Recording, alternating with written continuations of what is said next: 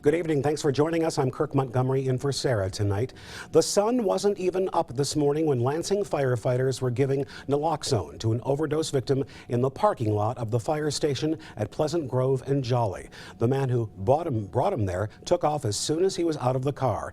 It is just the latest in dozens of instances where first responders needed Narcan to save the life of someone using heroin or other opioids.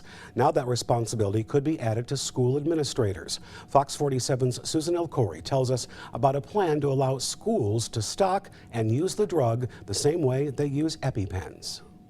Knowing what a student brings into the classroom isn't always easy. I have 5 children at home, and it terrifies me because a pill goes down and it's swallowed it, with a glass of water quicker than you know what it is. In his 20 years as an educator, Jeff Beal has seen a lot of change. To think that it's not going to impact children, I think would be naive. When it comes to prescription painkillers and heroin abuse, the Jackson superintendent knows it's harder than ever to control what kids are getting their hands on. The scariest thing for us is students who get into their parents or get into medicine bottles and think because it has a prescription label on it that it's safe. So if a student overdoses at school, Beal says he would do anything he could to save them. We're not nurses, we're educators by trade. But a proposed set of bills would let teachers and staff go through training to use nalaxone, the drug that reverses the effects of an overdose. It's happening more and more places now. Senator Jim Ananick is behind the bill, which he says comes with strict guidelines,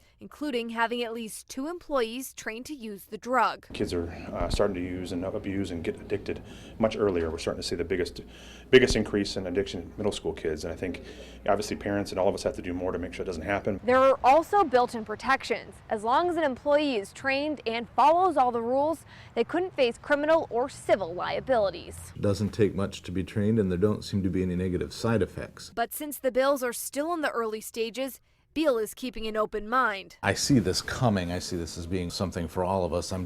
We'll have to wait and see how it all rolls out. Susan Elcori, Fox 47 News. Now, if the bills are passed, schools would still have to call 911 if they suspect a student is overdosing, and teachers would have to call the parents of a student who was given Narcan and talk to them about substance abuse and recovery programs.